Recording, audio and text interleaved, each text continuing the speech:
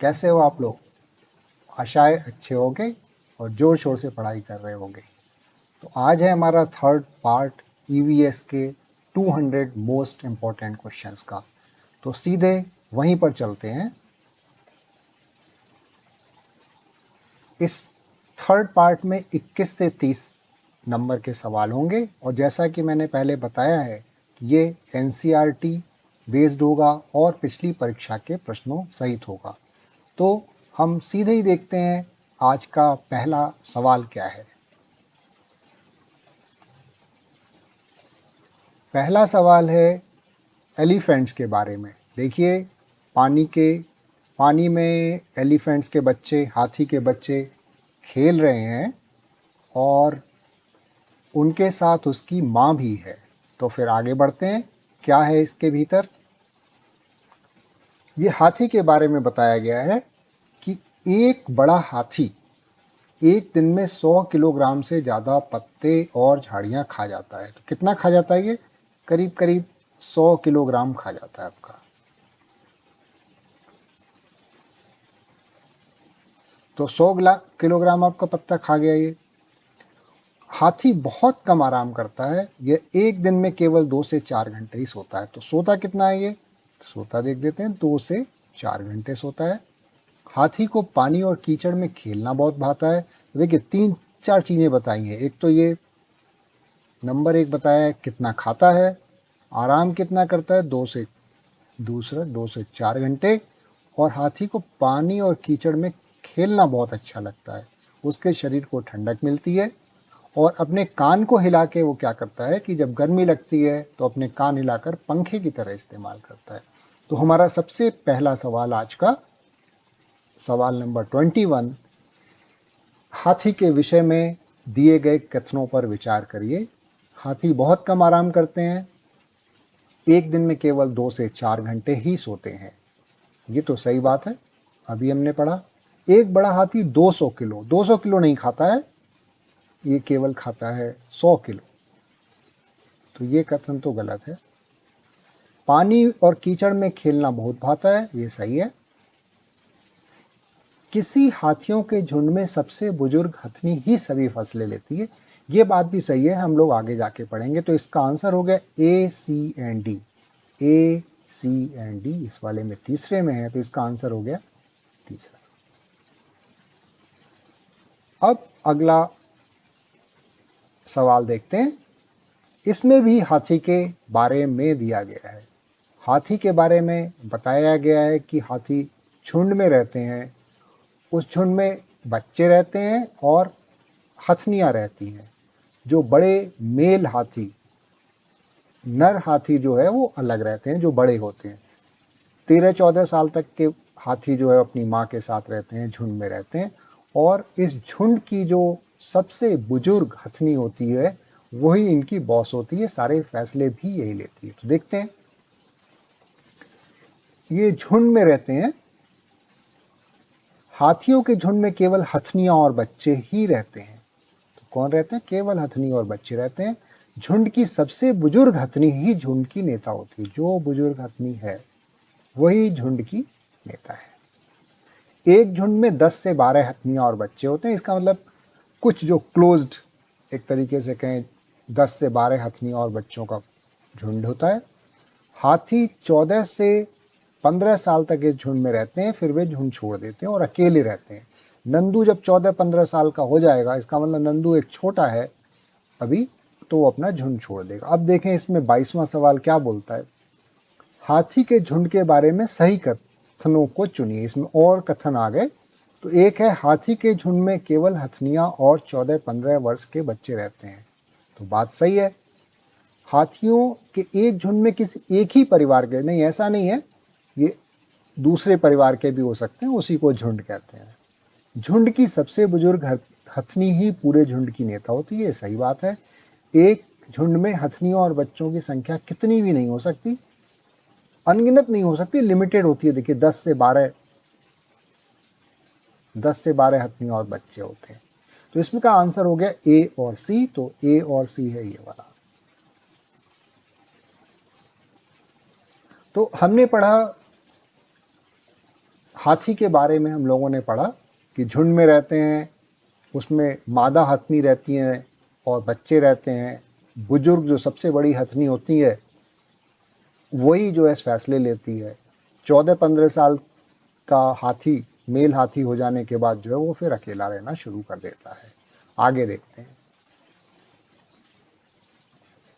इसमें तीसरा सवाल है ये, हाथी के विषय में नीचे दिया गया कौन सा कथन सही है। उससे पहले चीज ये देखिए, नंदू 3 महीने का था जिसके बारे में बात हो रही थी, 3 महीने का हाथी है जो उसके भीतर यहाँ पर नहा रहा है। ये केवल 3 महीने के करीब का हाथी है, छोटा वाला, लेकिन उसका वजन 200 किलो है।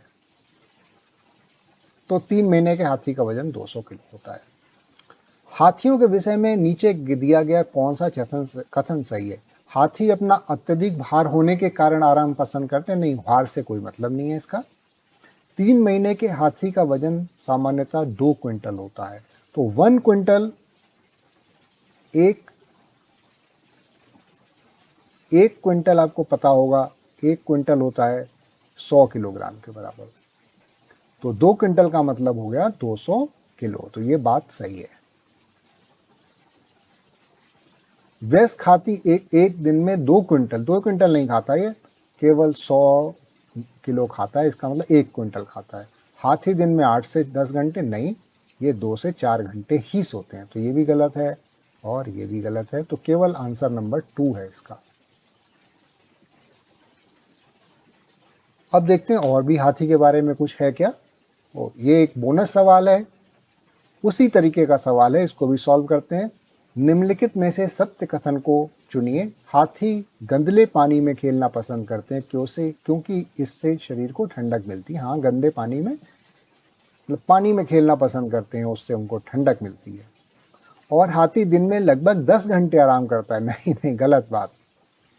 3 महीने के हाथी का बच्चे वजन 200 किलोग्राम होता है। बिल्कुल सही। अभी हमने नंदू का वजन देखा था 200 किलो। और ये 200 किलो पत्ते खाता है? नहीं, ये 100 किलो के करीब, 100 से 150 किलो तक खा पाता है। तो इसका पहला और तीसरा सही है। तो पहला और तीसरा तो है ही नहीं किसी में।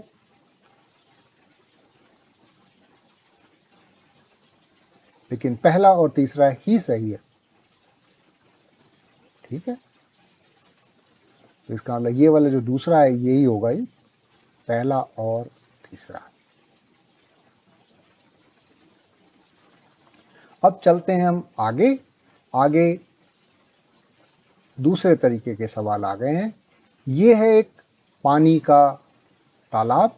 ये पानी का तालाब जिसे बावली भी बोलते हैं, इसमें पानी इकट्ठा हो जाता है और आप देखेंगे इसमें स्टेप्स हैं, तो इसको सीढ़ीदार तालाब भी बोलते हैं। बावली बोलते हैं, सीढ़ीदार तालाब बोलते हैं। तो ये पुराना मतलब 100 साल पहले समझ लीजिए, करीब उससे पहले जो है ये जगह जगह पे बनाया जाता था, जिससे कि बरसात का पानी ऊपर से जो भी आता है वो इकट्ठा हो जाए, क्योंकि पानी की समस्या ना हो। और आप जो है पानी निकाल भी सकते हैं, क्योंकि इसमें स्टेप्स हैं, तो जितने चाहे आदमी जो है एक साथ इसमें जा सकते हैं। जितने लोग भी जाना चाहें इसके भीतर वो लोग जा सकते हैं एक बार में। और अपनी अपनी बाल्टी या जो भी साधन है उससे आप चले जाइए नीचे, और यहाँ से आप अपना पानी इसमें से भर लीजिए। और ये देखिए भरता चला जाता है, यहाँ से यहाँ भरेगा, यहाँ भरेगा, यहाँ भरेगा, नीचे तक जो है इसमें स्टेप्स बना रखी हैं, तो आपको ज़्यादा परेशानी नहीं होती है। तो हर एक गांव कस्बे में ऐसा बनाया जाता था, जिसको कि बावली कहते हैं।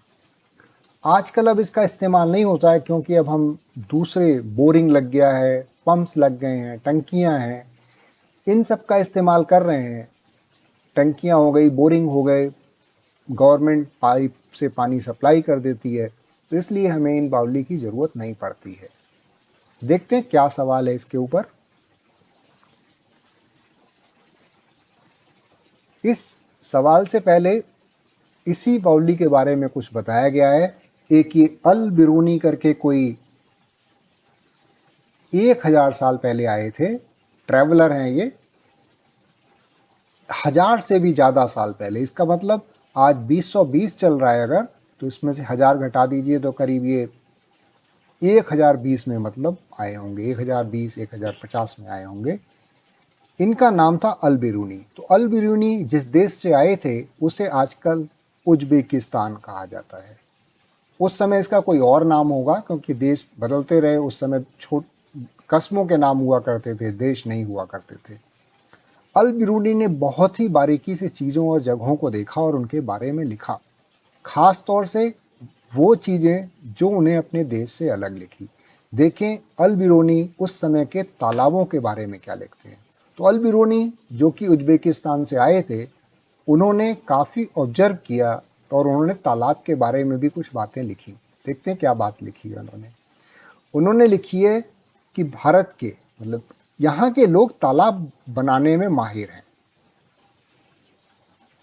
अगर हमारे देश के लोग इन्हें देखेंगे तो हैरान रह जाएंगे क्योंकि उनके देश में ऐसे तालाब नहीं बनते होंगे। बहुत बड़े बड़े भारी पत्थरों के, लोहे के कुंडों और सरियों से जोड़कर तालाब के चारों तरफ चबूतरे बनाए गए हैं। इन चबूतरों के बीच से ऊपर से नीचे जाती हुई सीढ़ियों की लंबी लंबी कतारें होती हैं। लोगों के उतरने चढ़ने के भी रास्ते होते हैं, एक साइड से उतरो एक साइड से चढ़ो। यहाँ कभी भीड़ लगने से परेशानी नहीं होती है। तो देखिए बावली का जो डिज़ाइन था वो वाकई अच्छा था। इसमें एक साथ चाहें तो 100 आदमी जा सकते हैं। चारों तरफ से पूरी स्टेप्स बनी हुई हैं, केवल एक ही जगह सीढ़ी नहीं है, सब जगह सीढ़ियाँ हैं इसमें जो है। इसके अलावा जो है आप एक साइड से जाने का बना दो और दूसरी साइड से बोलो सब लोग आएँ, तो इसमें फिर एक साइड से जाएंगे और दूसरी साइड, मान लीजिए इधर से सब लोग जाएं और इधर से करते हुए दूसरी साइड से निकल जाएं, तो भीड़ भी नहीं लगेगी। इसमें काफ़ी लोग एक साथ जो है पानी निकाल सकते हैं। तो इस हिसाब से ये डिज़ाइन बहुत ही अच्छा डिज़ाइन है और यही जो है अल बिरूनी ने बताया था। अब देखते हैं इसके ऊपर क्या सवाल है। सवाल है अल बिरूनी जिस देश से आया था उसका नाम क्या है। उसका नाम आपको पता ही है, उज्बेकिस्तान है। तो इसका आंसर हो गया 3। ओमान नहीं, बांग्लादेश नहीं, अफगानिस्तान नहीं। देखिए ये सब सवाल, कुछ सवाल ये आए हुए हैं 2012-13 में ही सवाल आया हुआ है। अल बिरूनी के बारे में और पूछा गया है, अल बिरूनी कौन था? वह एक कुतुबशाही सुल्तान था? नहीं, ये तो उज्बेकिस्तान से आया था, एक ट्रैवलर था, यात्री था। यह उज्बेकिस्तान का यात्री था जिसने एक किताब लिखी थी जो हमारे देश के इतिहास के बारे में जानने के बारे में सहायक है। यह अफगानिस्तान का व्यापारी था? नहीं, ये गलत है। तीसरा सही है। चौथा कन्याकुमारी और यहाँ तक की यात्रा, ये भी गलत है। ये वाला अभी बताया गया है इनके बारे में। और देखते हैं सवाल। अब सीढ़ीदार कुएं के बारे में, इस कुएं के बारे में जो है सवाल पूछा गया है, तो उस सवाल को पढ़ते हैं। सीढ़ीदार कुएं अथवा बावली, इनको सीढ़ीदार कुएं बोलते हैं या बावली बोलते हैं, या नाम याद रहे ये बावली। इससे संबंधित कथन दिए गए हैं। ये क्या करते हैं? जल भंडारण और संरक्षण, बिल्कुल। सामुदायिक स्रोत के रूप में प्रयोग होता है, बिल्कुल। संदूषित जल होता है, नहीं।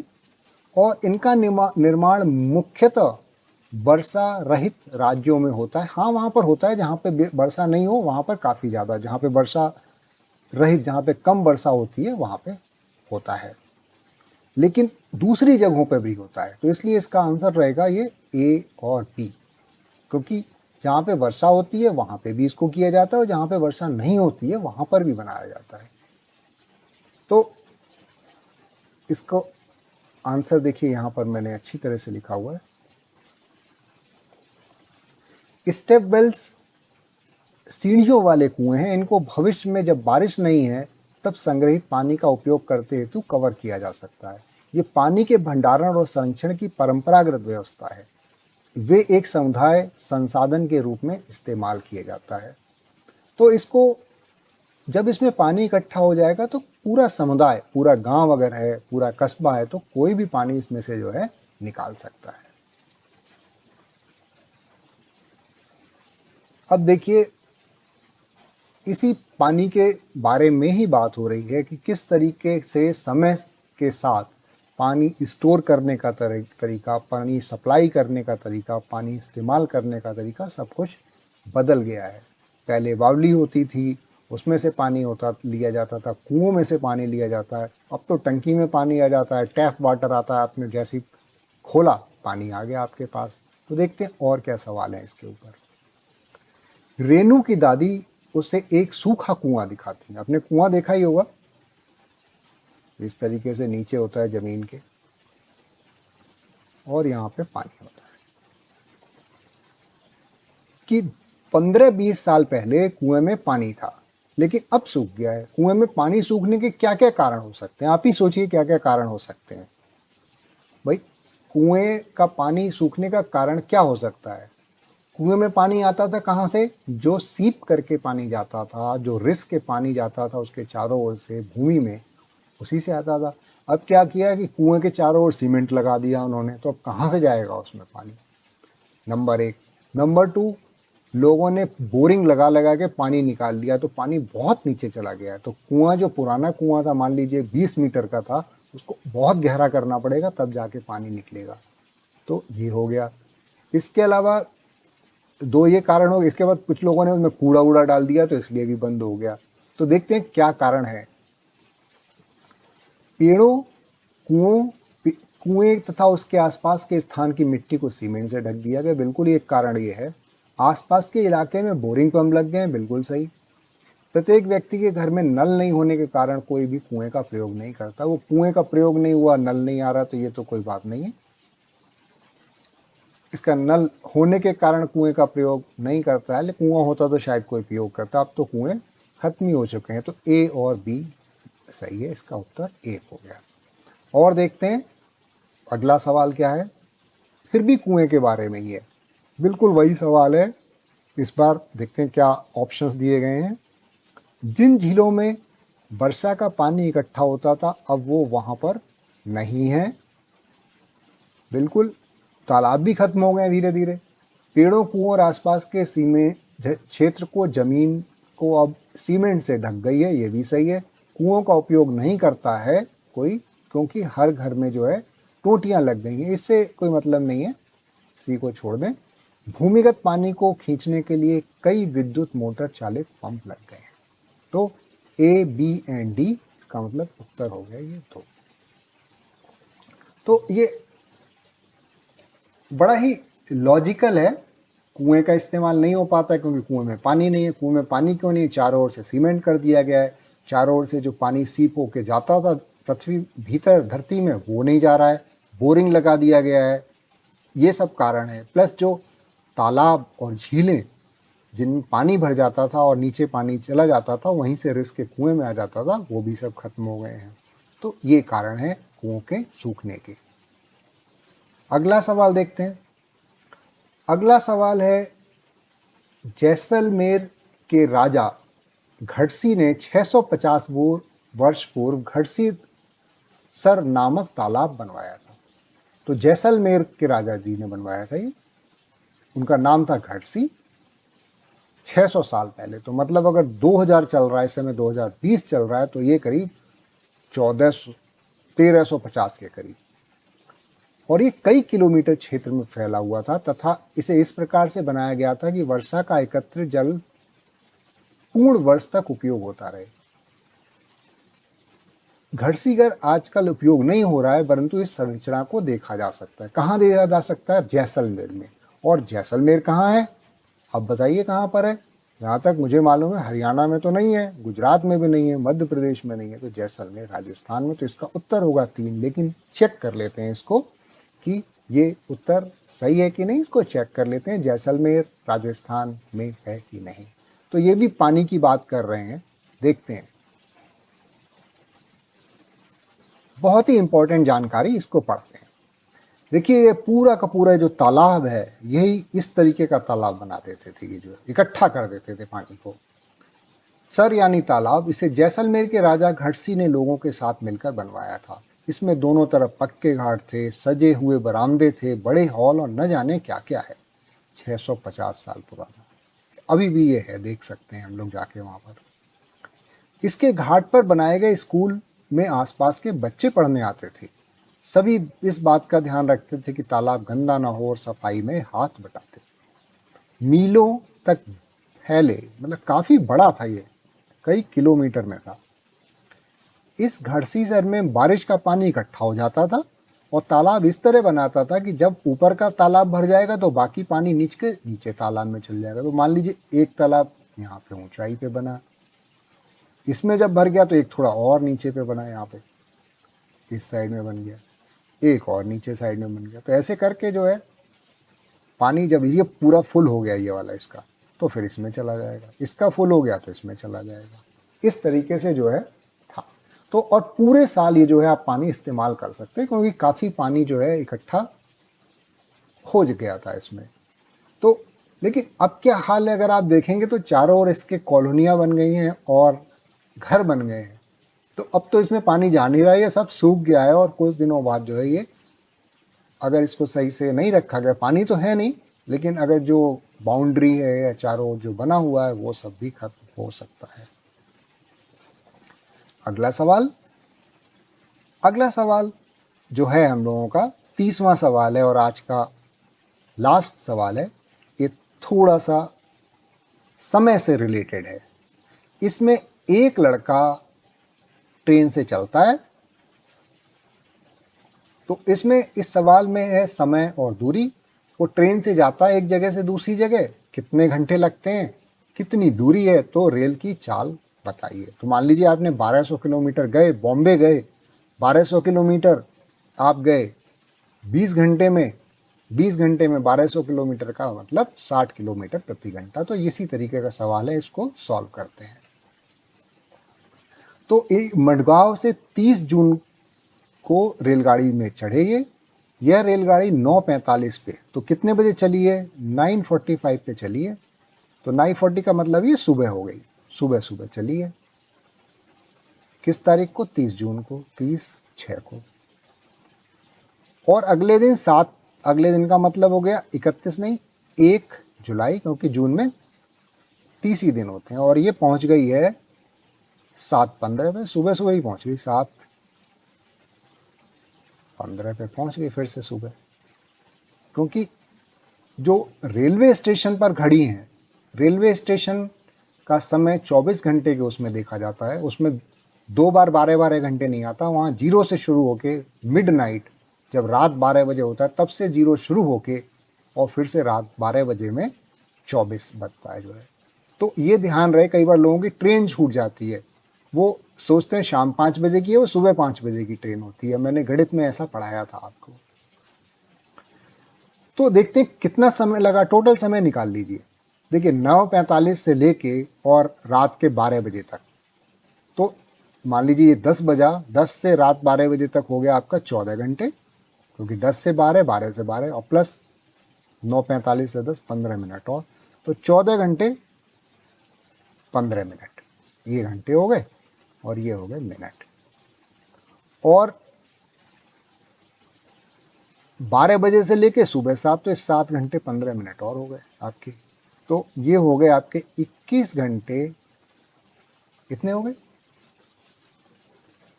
टोटल। और दूरी कितनी है, 1140। अब 1140 है और ये 21.5 है, तो कर दीजिए इस तरीके से। ये 0 हटा दीजिए, यहाँ पे कर दीजिए। अब इसको आप डिवाइड जब करेंगे तो आप इसको कितने से डिवाइड करना चाहते हैं, 5 से पहले डिवाइड कर लीजिए। तो 5 दूनी 10, 5 दूनी 10, 5 अट्ठे 40 और ये 0 हो गया। और ये 5 चौक 20 और 5 दिया 15, 43 हो गया। और 43 का इसमें भाग लगा देंगे तो इसका आंसर जो है 53 किलोमीटर पर आवर। जो भी आंसर आता है 53 किलोमीटर पर आवर आंसर। ये कैलकुलेशन जो है मैंने यहाँ पर दिखा रखी है। तो ये आंसर इसका हो गया। आज हमने ये 10 सवाल जो है पूरे कर लिए हैं, 10 सवाल। और इस तरीके से देखिए धीरे धीरे करते करते 30 सवाल हो गए। कल और 10 सवाल हो जाएंगे। तो आप फीडबैक दीजिए, अगर आप कुछ सुधार चाहते हो तो उस तरीके से करेंगे हम। और अब आगे चैनल को सब्सक्राइब करिए। और आपका बहुत बहुत धन्यवाद इन सब सवालों को पढ़ने के लिए, समझने के लिए। मैं चाहता हूँ कि आप अपने जीवन में काफ़ी आगे बढ़ें। कल हम लोग फिर से मिलेंगे।